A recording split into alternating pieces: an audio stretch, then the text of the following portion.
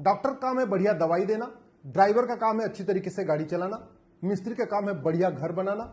वैसे संविधान की शपथ लेने वाले सांसद, विधायक, मंत्री का काम है बढ़िया बढ़िया नियम कानून बनाना, भारत की जो समस्या है उसके मूल कारण को समझना, उसके अस्थायी समाधान करना।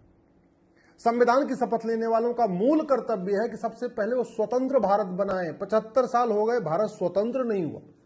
स्वतंत्र दो शब्दों से मिलकर बना है, स्वतंत्र यानी स्वयं का तंत्र, यानी सारा सिस्टम हमारा होना चाहिए, उसको कहते हैं स्वतंत्र। अब पिछले 75 साल से 26 जनवरी को रिपब्लिक डे और 15 अगस्त को स्वतंत्रता दिवस, इंडिपेंडेंस डे खूब मना रहे, लेकिन संविधान का उद्देश्य क्या है, संविधान में क्या लिखा हुआ है, इसके ऊपर संसद विधानसभा में चर्चा नहीं हो रही।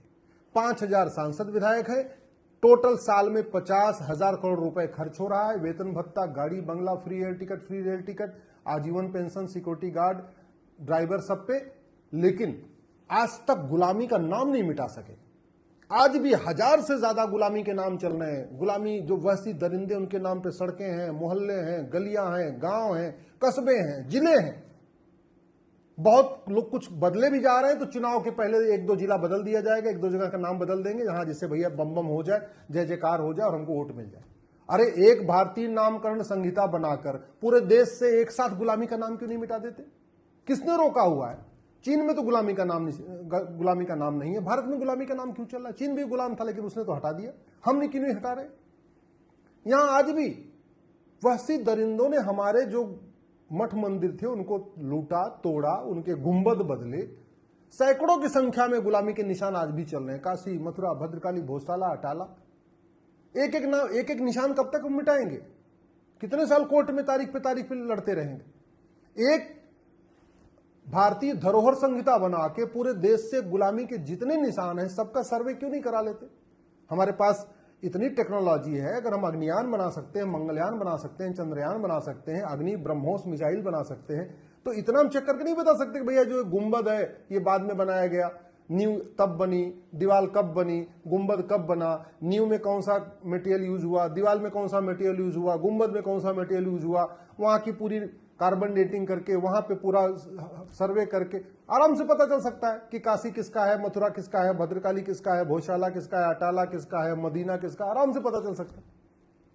लेकिन उसके लिए कानून बनाना पड़ेगा। और कानून बनाना किसका काम है? कानून बनाना काम है संविधान की शपथ लेने वाले माननीय सांसदों, विधायकों, मंत्रियों और जजों का। और इसी काम के लिए उनको साल में 50,000 करोड़ का उनके ऊपर खर्चा भी हो रहा है। दुर्भाग्य, देखिए कोई चर्चा करने के लिए तैयार नहीं। आजाद हो गए, 75 साल हो गए, लेकिन गुलामी की कुरीतियां चल रही, गुलामी की कुप्रथाएं चल रही। वही 3 तलाक, हलाला, मुता, मिस्यार, तहर्रुस जो मुगलों ने आके शुरू किया, वही तलाके हसन, तलाके बाइन, तलाके किनाया जो मुगलों ने आके शुरू किया। मुगलों ने यहां पे जो व्यवस्था शुरू किया वो खत्म ही नहीं किया। एक भारतीय नागरिक संहिता बना के पूरे देश से गुलामी की जितनी कुरीतियां, गुलामी की कुप्रथाएं क्यों नहीं खत्म कर देते? संविधान का आर्टिकल 47 भी यही कहता है। तो संविधान में बात लिखी हुई फिर भी नहीं मानना। संविधान की शपथ लेके वेतन भत्ता, गाड़ी बंगला लेना है, संविधान की शपथ लेके फ्री रेल टिकट, आजीवन पेंशन लेना है, मुफ्त में ड्राइवर लेना है, सिक्योरिटी लेना है, सब लेना है। लेकिन संविधान में लिखी हुई बात के ऊपर संसद और विधानसभा में चर्चा नहीं करना। मैं इसलिए कह रहा हूं ये बहुत गंभीर मामला है। अब आम जनता को, खासतौर पे युवाओं को इस बात को समझना पड़ेगा कि धोखा कैसे हो रहा है। भारत में मुगल चले गए, 1000 मदरसा खोले थे, 3.5 लाख मदरसे खुल गए। अरे जब मुगल चले गए फिर मदरसा क्यों चलना चाहिए भैया भारत में? जब यहां अंग्रेज चले गए फिर कॉन्वेंट मॉन्टेसरी क्यों चलना चाहिए? और अंग्रेजों के आने के पहले यहां 7 लाख से ज्यादा गुरुकुल वैदिक स्कूल थे, अब तो 7,000 भी नहीं बचे। जब मुगल चले गए तो मदरसा क्यों? जब अंग्रेज चले गए तो कॉन्वेंट मॉन्टेसरी क्यों? हम 1 नेशन 1 एजुकेशन बोर्ड क्यों नहीं बना देते? 1 नेशन 1 सिलेबस क्यों नहीं लागू कर देते? 1 नेशन 1 करिकुलम क्यों नहीं लागू करते? ऐसी व्यवस्था क्यों नहीं करते जो 10वीं 12वीं पढ़ाया जाएगा वही इंट्रेंस एग्जाम में पूछा जाएगा, जो इंट्रेंस एग्जाम में पूछा जाएगा वही 10वीं 12वीं में पढ़ाया जाएगा? ये कोचिंग माफियाओं के दबाव में पूरे सिस्टम को हमने क्यों तहस नहस कर रखा है? कोचिंग माफियाओं ने ऐसा सिस्टम बना दिया कि जो इंजीनियरिंग के एग्जाम में, जो मेडिकल के एग्जाम में, जो जेई में, जो आईआईटी में, जो एनडीए में, जो क्लैट में, जो आईएएस में पूछा जाएगा वो पढ़ाया नहीं जाएगा, जो पढ़ाया जाएगा वो पूछा नहीं जाएगा। लोगों को मजबूर किया जा रहा है कि वो कोचिंग करें। अगर 1 नेशन 1 टैक्स हो सकता है तो 1 नेशन 1 सिलेबस क्यों नहीं हो सकता? अगर 1 नेशन 1 रेलवे बोर्ड हो सकता है तो 1 नेशन 1 एजुकेशन बोर्ड क्यों नहीं हो सकता? क्या दिक्कत हुई है? ये राइट टू एजुकेशन में एक शब्द जोड़ने की, इक्वल जोड़ दे, राइट टू इक्वल एजुकेशन हो जाएगा, बात खत्म हो गई, समान शिक्षा लागू हो जाएगी। भारत का संविधान भी कहता है कि सबको समान अवसर मिलना चाहिए। समान अवसर तब मिलेगा जब समान शिक्षा लागू होगी।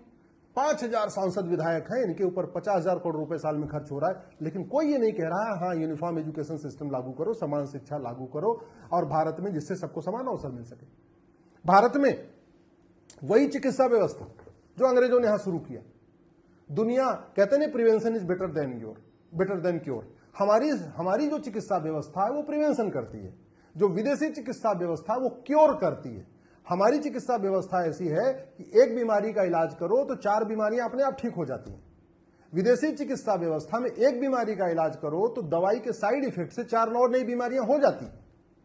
इतना सब कुछ है, इसके बावजूद हमारे आयुष जो हमारा सिस्टम है उसके साथ आज भी सौतेला व्यवहार हो रहा है। आयुष्मान कार्ड है लेकिन आयुष उसमें है ही नहीं है, केवल मान है, आयुष पे लागू नहीं होता। आयुष्मान कार्ड लेके जाइए, विदेशी चिकित्सा व्यवस्था में इलाज कराइए, वो कार्ड काम करेगा। आप नेचुरोपैथी में जाइए, आयुर्वेद में जाइए, बाकी चीजों से इलाज कराइए, वो कार्ड काम ही नहीं करता। आज भी जो हेल्थ का बजट है वो 90% बजट विदेशी की चिकित्सा के ऊपर खर्च हो रहा है। जो भारत की चिकित्सा है, योग, प्राणायाम, नेचुरोपैथी, आयुर्वेद, उसके ऊपर 10% भी बजट खर्च नहीं हो रहा। हम केवल जो विदेशी चिकित्सा के डॉक्टर हैं उन्हीं को हम डॉक्टर मान रहे। जो हमारे वैद्य हैं, जो हमारे आयुर्वेद के लोग हैं, जो हमारे नेचुरोपैथी के लोग, उनको हम ठीक से डॉक्टर मानने के लिए भी तैयार नहीं। उनके वेतन में अंतर है, उनकी पेंशन में अंतर है, उनकी सर्विस कंडीशन में अंतर है, उनको हम गजेटेड ऑफिसर का दर्जा देने के लिए तैयार नहीं। ये गुलामी की चिकित्सा व्यवस्था कब बदलेगी? 5,000 सांसद विधायक हैं, इनके ऊपर 50,000 करोड़ रुपए साल में खर्च हो रहा है, लेकिन कोई सांसद विधायक संसद विधानसभा में नहीं कह रहा है कि हाँ गुलामी की चिकित्सा व्यवस्था बदलो और भारत की चिकित्सा व्यवस्था को आगे ले आओ। मैं ये नहीं कह रहा हूं गुलामी चिकित्सा व्यवस्था खत्म करो, एक इंटीग्रेटेड, समग्र एक ऐसा सिस्टम हो कि भाई सब एक साथ में चले। अगर जिस बीमारी का इलाज 1-2 पॉइंट दबा के हो सकता है, जिस बीमारी का इलाज योग करने से हो सकता है, जिस बीमारी का इलाज जल चिकित्सा से हो सकता है, जिस बीमारी का इलाज सूर्य चिकित्सा से हो सकता है, जिस बीमारी का इलाज नाड़ी चिकित्सा से हो सकता है, जिस बीमारी का इलाज कुछ व्रत चिकित्सा से हो सकता है, आहार चिकित्सा से हो सकता है, उसके लिए सिंथेटिक ड्रग क्यों खाना? इतनी सिंपल सी बात है। हम एक इंटीग्रेटेड कोर्स क्यों नहीं शुरू कर देते कि भैया एक कोर्स होगा जिसमें फर्स्ट ईयर में सब पढ़ाया जाएगा, आपको एलोपैथी भी सिखाई पढ़ाई जाएगी, नेचुरोपैथी भी सिखाई जाएगी, योग आयुर्वेद भी सिखाया जाएगा। Second year, third year, fourth year से बाकी अपने स्पेशलाइजेशन करो, क्या दिक्कत है करने? या 4 साल का इंटीग्रेटेड कोर्स हो जाएगा, बाद में जिसको करना वो पीजी में जाए अपना स्पेशलाइजेशन करे, ये भी शुरू कर सकते। ये कौन बदलेगा? ये बदलेंगे सांसद, विधायक, मंत्री और जज। ये तब बदला जाएगा जब आवाज उठेगी संसद विधानसभा में। दुर्भाग्य बस उठ ही नहीं रहा है।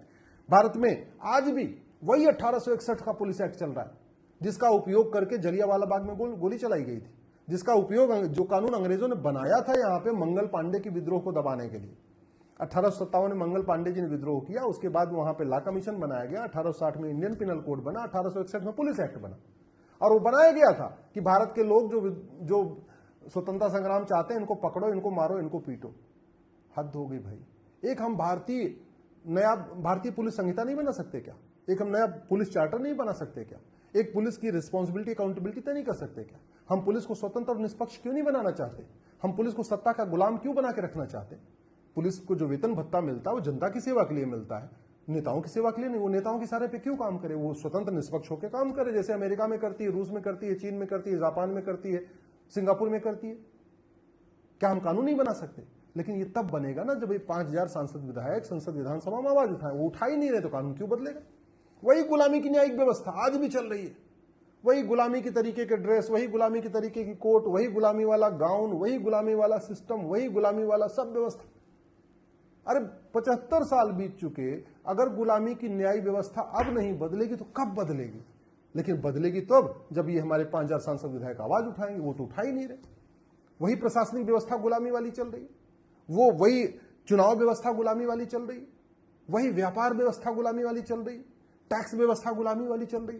व्यापार के नाम पे फुहड़ता फैलाई जा रही है, अश्लीलता फैलाई जा रही है। व्यापार के नाम पे हुक्का बार, बियर बार, डांस बार, सट्टा बार, कैसीनो खुलवा रहे हैं।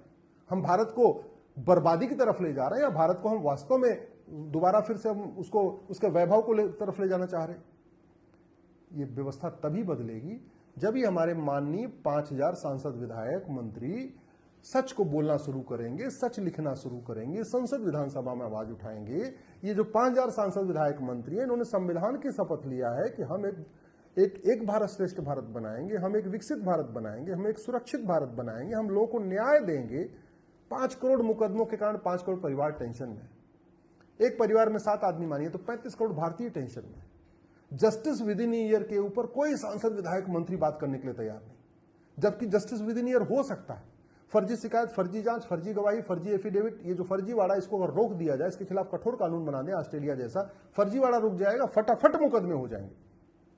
दुनिया के कई देशों में 6-6 महीने के अंदर फैसला होता है, हमारे देश में मैं कह रहा हूं 6 महीने नहीं, अरे साल भर के अंदर कर दो।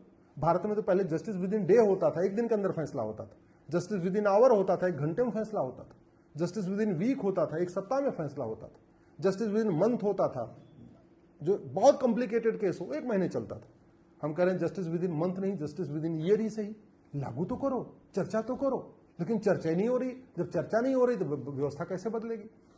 ये संविधान की शपथ लेने वाले 5000 सांसदों, विधायकों, मंत्रियों, जजों को ये जो फ्री में वेतन भत्ता, गाड़ी बंगला मिलता है, रेल टिकट, एयर टिकट सब मिलता है, आजीवन पेंशन मिलती है, सिक्योरिटी गार्ड मिलते हैं, खाना बनाने वाले मिलते हैं, ये तू मैं करने, आरोप प्रत्यारोप करने, नूरा कुश्ती करने, बतौलेबाजी करने, तू चोर मैं सिपाही करने के लिए नहीं मिलते, शेरो शायरी करने के लिए नहीं मिलते, प्रेस कॉन्फ्रेंस करने के लिए नहीं मिलते, देश में और विदेश में घूमने के लिए नहीं मिलता पैसा। ये मिलता है संविधान के अनुसार भारत की सभी समस्याओं के मूल कारण पे चर्चा करना और उसका अस्थायी समाधान करना, उसके हिसाब से नियम बदलना, उसके हिसाब से कानून बदलना, उसके हिसाब से सिस्टम बदलना। दुर्भाग्य देखिए, 5000 सांसद विधायक हैं, लेकिन कोई एक भी सांसद विधायक जनता की जो समस्याएं हैं, जो मूल समस्याएं हैं, जो संविधान में चीजें लिखी हुई हैं, उनके ऊपर संसद विधानसभा में चर्चा नहीं कर रहा है।